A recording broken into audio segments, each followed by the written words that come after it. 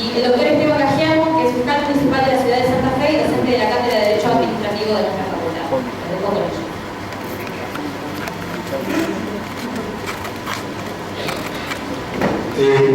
Buenas tardes. Cuando me invitan a este debate, hace unos 20 días atrás, la situación era totalmente distinta. Era un momento en el que pensábamos que todavía estaba más tiempo para hacer una reflexión y era conveniente hacerlo. Evidentemente la situación ha cambiado ahora porque ya estamos prácticamente en gran medida sobre hechos consumados. Frente a eso yo me preguntaba, ¿qué es lo que podemos hacer? ¿Qué es algo que aquello que a nosotros como universitarios nos corresponde, además de la discusión que legítimamente podemos dar de cada uno de nosotros como personas, como seres interesados en la política? Y a mí se me ocurre que desde un ámbito como este, y viendo la áspera confrontación que se está produciendo en este momento, y cómo se ha absolutizado todo, con lo cual lo primero que termina rindiéndose es la posibilidad de una discusión. Yo creo, y llegamos casi al insulto, entonces directamente como pudimos nosotros presenciar el curso de la noche, yo creo que yo por lo menos lo que puedo intentar hacer es proponer, bueno, vamos a ver esto con criterios de razón, vamos a ver qué es lo que está pasando. Dividámoslo, si es necesario, en categorías, hagámonos preguntas. Sabemos que las preguntas no son inocentes. Yo sé que las preguntas que me he planteado a mí mismo pueden estar teñidas de mi idea, de lo que yo pienso, pero bueno, dividiéndolas, podemos intentar, como digo, discutir con criterios de razón y no con criterios de pasión. El tema este se inicia por el envío de 6 proyectos bajo un título muy grande: democratizar la justicia. Entonces a mí se me ocurre que nadie puede llegar a discutir con la idea de una mayor democratización en cualquier ámbito de la República. Pero en cambio, si nosotros nos podemos hacer algunas preguntas como: ¿qué es democratizar? ¿Qué sería una democratización de la justicia? Así como sentido general, como un concepto, ¿qué es? ¿Qué implicaría democratizar la justicia? Una segunda pregunta: ¿la justicia argentina requiere una democratización? Que es, según la conclusión a la que hayamos llegado. Una tercera: ¿toda la justicia argentina requiere esa democratización? ¿A quién le corresponde actuar en ese caso? ¿Qué papel tiene que cumplir el derecho? Pero vamos a intentar ver estas distintas preguntas. La primera sería: ¿qué es democratizar? ¿Qué debería ser democratizar la justicia? Bueno, bien, cuando se habla de democratizar, puede ser que no lleguemos a una conclusión clara respecto a lo que es democratizar, entonces cada uno esté viendo en el término democratizar lo que quiere. Algunos cuando piensan democratizar, piensan solamente en la cuestión de las elecciones populares. No está mal, pero es una visión. Otros, cuando hablan de la democratización de la justicia, hablan de la modernización de los procedimientos. Otros de la democratización de la justicia están viendo un procedimiento como, por ejemplo, instaurar el juicio por jurado. ¿Qué sería democratizar la justicia? Bien, a mí me parece que frente a una discusión tan áspera como la que se está produciendo, ni siquiera es conveniente acudir a apelar a juristas argentinos. Por eso me parece a mí que es bueno tratar de ver un jurista con un reconocimiento internacional difícil de superar en este momento, como sería Luigi Ferrajoli. ¿Y qué dice Luigi Ferrajoli de qué es la democracia? Es al tratar el tema, Ferrajoli dice, miren, cuando hablamos de democracia, hay dos conceptos posibles. Uno, reducir la democracia a lo meramente eleccionario. Eso sería la democracia en un sentido formal, algo extremadamente importante, sobre todo para un país como el nuestro, que recién estamos empezando a alejarnos de dictadura, pero ese es un concepto estrictamente formal que no nos dice nada sobre el fondo. El fondo lo puede llegar a cualquiera. Entonces dice, eso es insuficiente. La historia del mundo ha demostrado que no es bastante el solo voto popular con todo lo importante que tiene, sino que el sentido de democracia tiene que tener un anclaje para que no pueda ir para cualquier parte. Y él entonces señala, aquí es donde aparece el sentido sustancial del concepto de democracia. Y el concepto sustancial de democracia es el acto eleccionario más el respeto de todos los derechos y garantías que se encuentran en la Constitución. Y de inmediato se preguntan, ¿pero por qué el respeto de los derechos y garantías que están en la Constitución? Y se responde a sí mismo, porque esos derechos y garantías son para todos, y eso es lo que los hace democráticos. La Constitución, cuando dice, hablo de un tema final, a lo mío, nadie puede ser castigado sin juicio previo. No está hablando de este, de aquel, de que pertenece a aquel partido o el que tiene tal color en la piel. Está diciendo, nadie puede ser castigado. Cuando dice, todos tienen derecho a una vivienda digna, no está diciendo, tienen derecho a la vivienda digna. Es decir, eso dice Ferrajoli, eso es democrático, pero el sentido sustancial de democracia tiene que ser una democracia electiva que respete y que propenda a incentivar y a profundizar el respeto a las garantías y derechos constitucionales.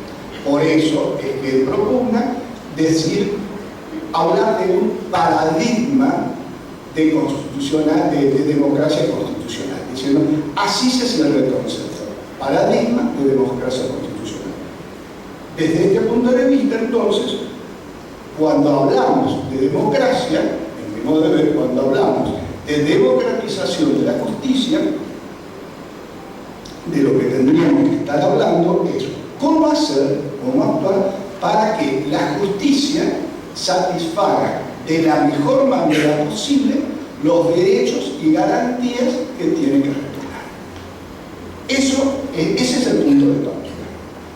La segunda pregunta que yo me pregunto es, ¿la justicia argentina necesita una democratización de ese carácter? Es decir, ¿la justicia argentina tiene un déficit en el aseguramiento de los derechos y garantías constitucionales?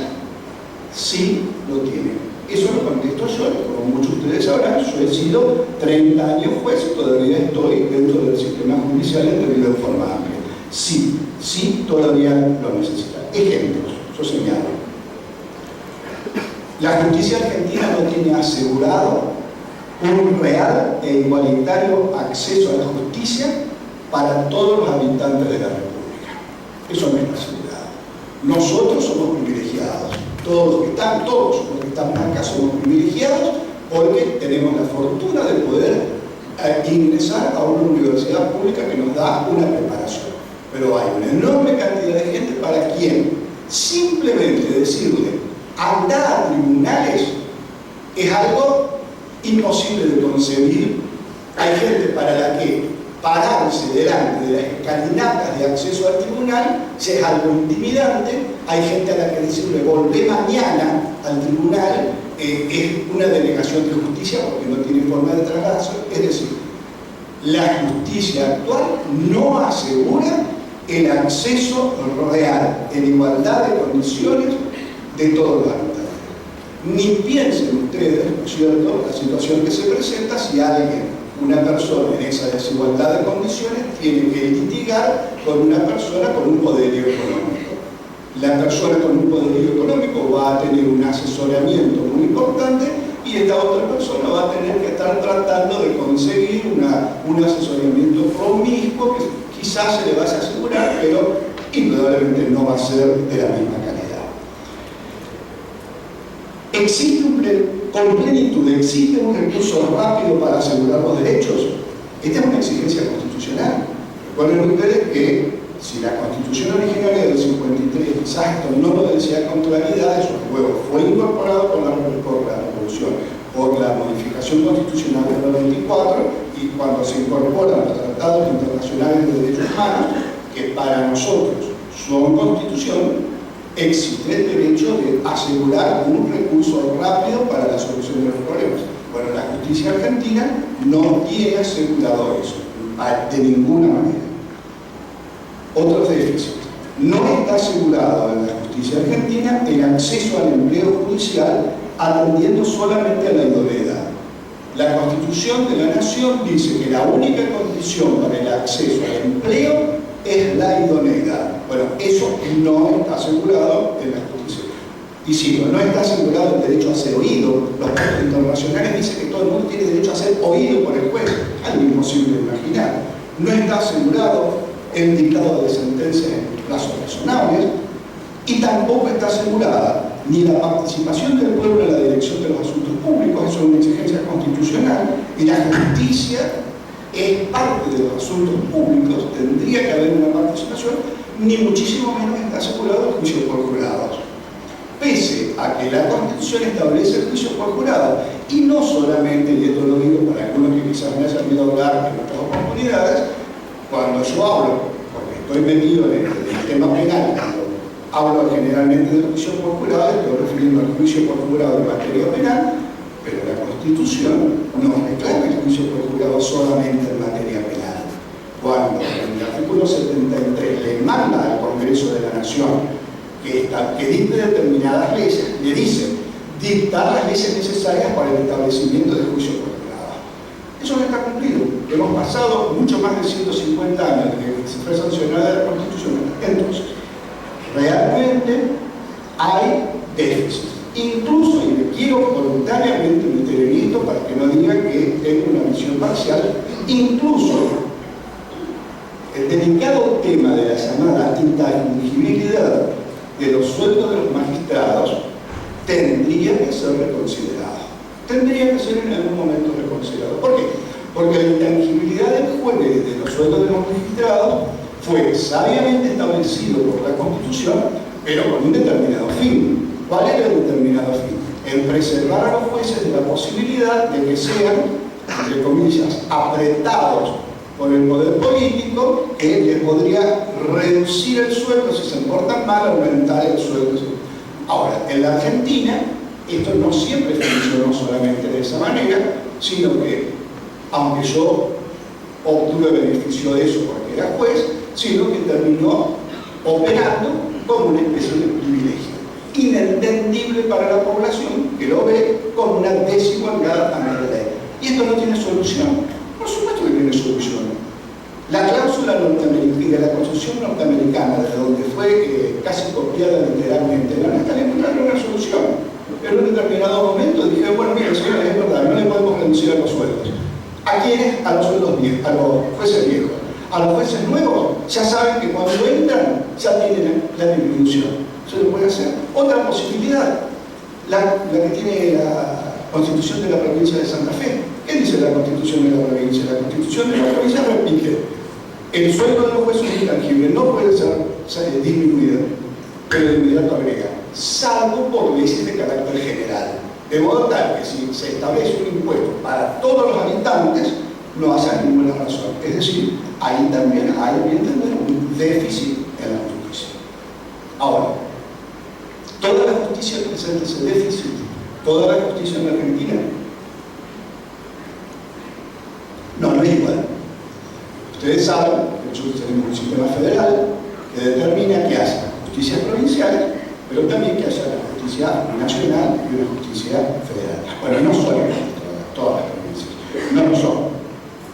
Ejemplo, ya que estamos en Santa Fe. En la justicia de Santa Fe, y yo he sido hipercrítico de la justicia de Santa Fe, lo que me ha costado muchos encontronazos, pero la justicia de Santa Fe, desde hace 40, 50 años por lo menos, tiene asegurado el acceso al empleo de la justicia a través de concursos. Podrá mejorarse, sí, todo lo que ustedes quieran. Esto es una discusión que para nosotros está absolutamente superada. Está asegurado en la provincia de Santa Fe el acceso a las sentencias, el acceso a los actos.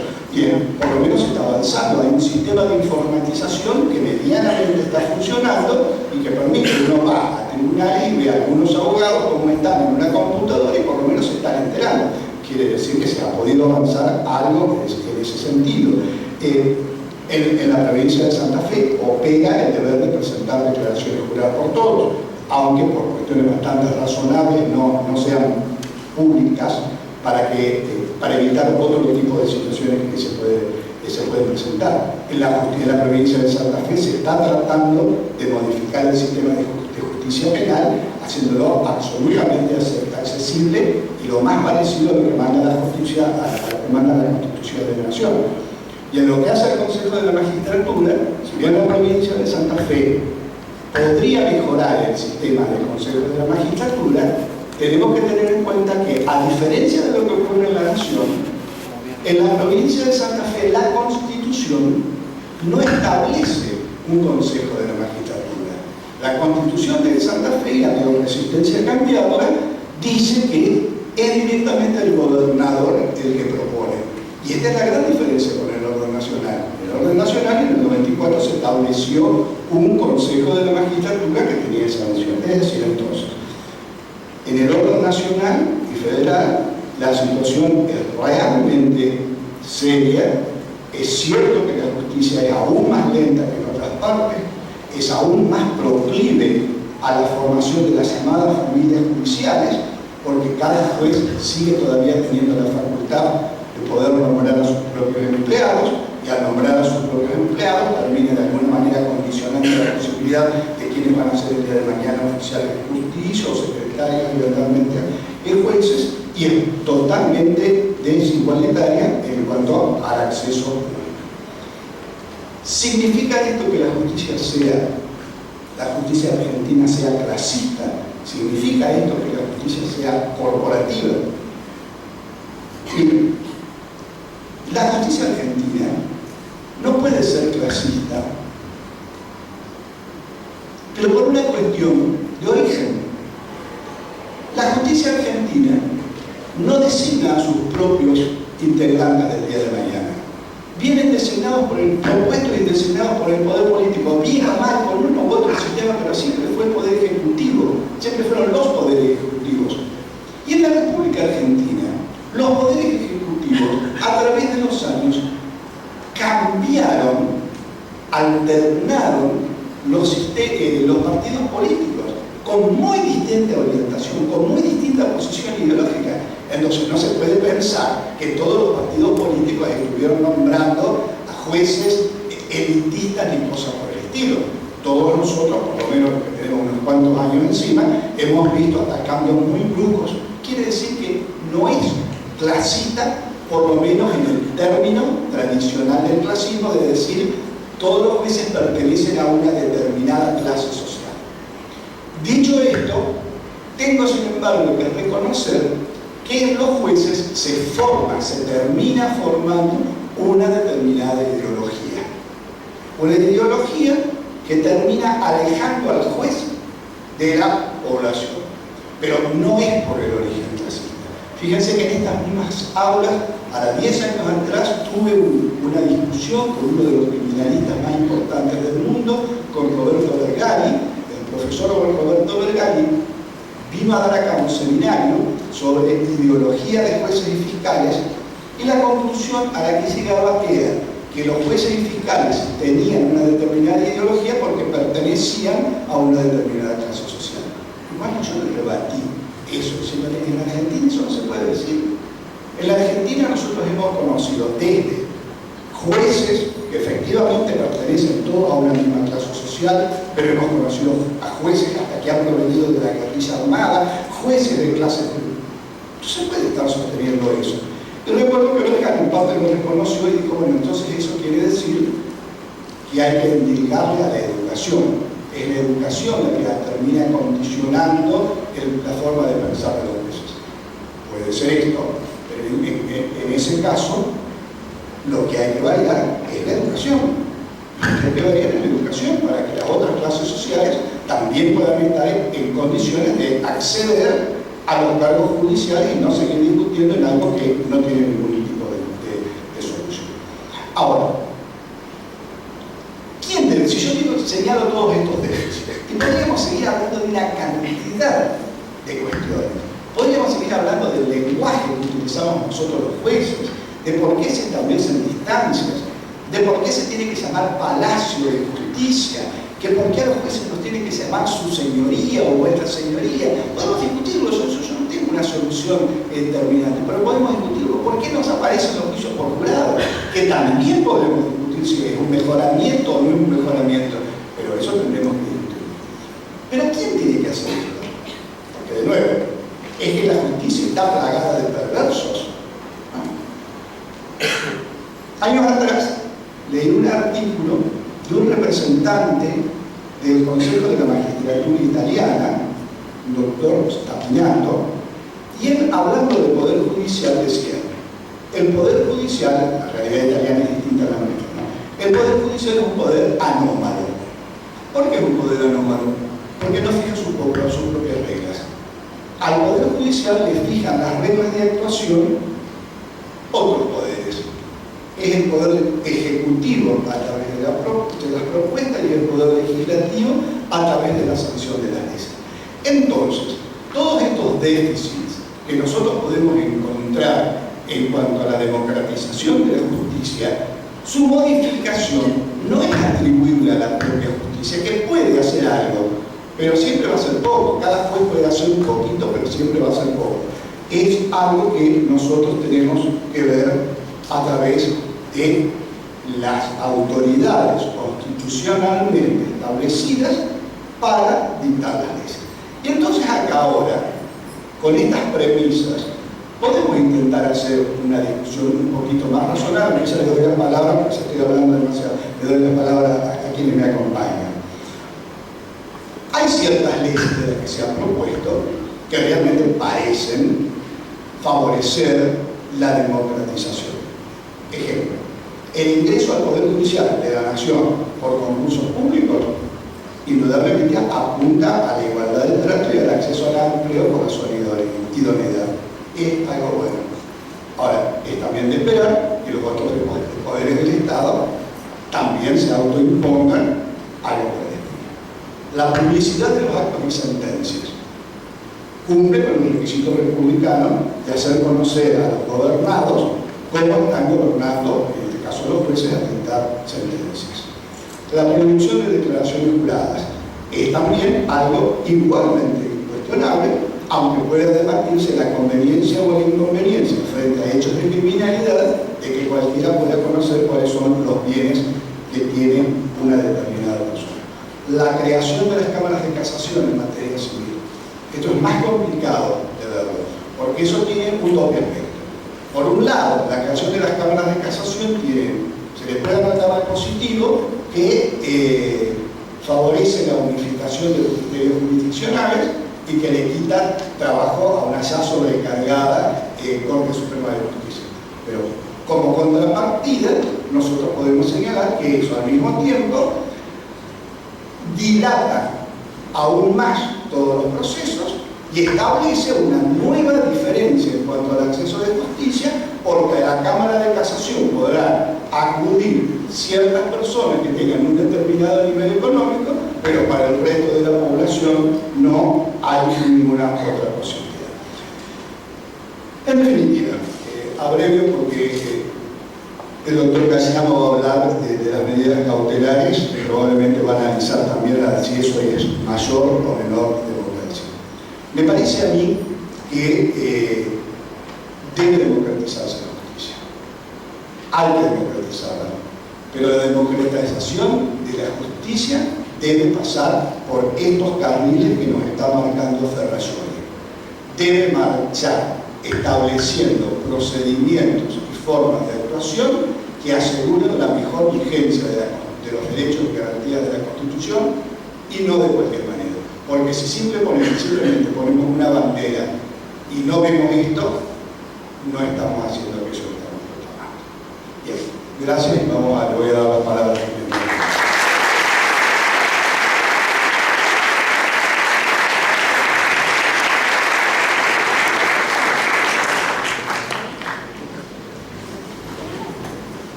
de golpe invitarme acá y no quiero dejar pasar manifestar el halago y el orgullo de poder compartir un panel con dos profesores como el doctor Julio de la Sabana y Turbaña Candioti.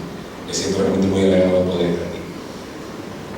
El 8 de abril pasado, entre las 23:30 y las 23:59 horas aproximadamente, ingresaron 6 proyectos en el Congreso de la Nación, enviados por el Poder Ejecutivo, quien señalaba en su conjunto que esas normas tenían por objetivo democratizar el Poder Judicial.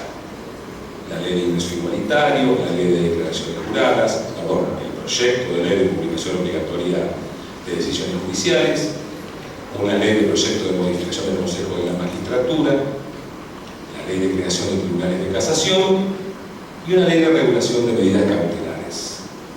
Sobre este último es que me han invitado a reflexionar algunas palabras con ustedes. El 6º proyecto fue identificado por el número 377 e ingresó en el Senado a las 23:50 horas, habiendo ingresado a diputados a las 23:56. No sé si fue entre gallos, pero sí fue a la medianoche. El jueves 18 de abril, 10 días después, tuvo media sanción en el Senado, con modificaciones introducidas como consecuencia de la presentación efectuada 2 días antes, el 16 de abril, por justicia legítima y por una denuncia pública efectuada en un medio por el presidente del Centro de Estudios Legales y Sociales, Ignacio Crevisky, el 14 de abril, sobre la inconstitucionalidad del proyecto, afirmando que no lo había señalado antes porque no había tenido la posibilidad de verlo en forma previa a su envío. Incluso cuando se apruebe esa media sanción, no fueron presentadas gran parte de esas sugerencias que efectuara justicia legítima.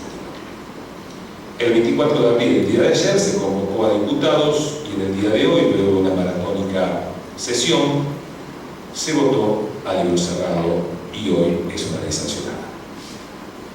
El mensaje sostuvo sus fundamentos que no existe en el orden nacional un régimen orgánico del proceso judicial frente a las autoridades públicas, sino normas aisladas. En segundo lugar, que los jueces, ante esa ausencia de un cuerpo orgánico propio para que el Estado esté en juicio, se regieron, ¿no es cierto?, por normas propias de las relaciones entre particulares. En tercer lugar, dice que la carencia de esas normas se proyecta sobre el régimen cautelar al no existir justamente una regulación específica como ocurre en ordenamientos comparados extranjeros y provinciales. Señala que ello llevó a que se ignore en el despacho de medidas cautelares la preeminente nota de interés público que gobierna toda la actividad estatal. Dicen que la finalidad declarada fue dotar de previsibilidad a las partes en un proceso que debe ser el resultado equilibrado de juego de prerrogativas y garantías, tomando como aportes algunos antecedentes jurisprudenciales del Corte Nacional y de la Cámara de lo Contencioso Administrativo. Dice que se inspira en regulaciones extranjeras, entre las cuales cita la Ley de Jurisdicción Contencioso Administrativo Española de 1998 y la Ley 2145 de Ciudad Autónoma de Buenos Aires. Ello ¿para qué? Para requerir un informe previo a la autoridad pública en forma previa al despacho de cualquier medida cautelar. Señala que atiendo el carácter provisional de las cautelares y con el objeto de atenuar las consecuencias gravosas que produce la prolongación en el tiempo, el juez debe fijar un plazo razonable de duración a estas medidas cautelares, fijando un plazo no superior a los 6 meses en el caso de los procesos ordinarios y de 3 meses en los procesos de amparo o sumarios. Toman como precedente el antecedente de la Corte Suprema de Justicia en la causa Grupo Clarín. Como novedad del proyecto, indican de que deben tipificarse cuáles son las medidas cautelares que pueden disponerse contra el Estado. Bien, primera pregunta, ¿qué es lo que cambia? En primer lugar, y he seleccionado algunos aspectos trascendentes de lo que es la diferencia del régimen vigente al que se terminó de aprobar, en una primera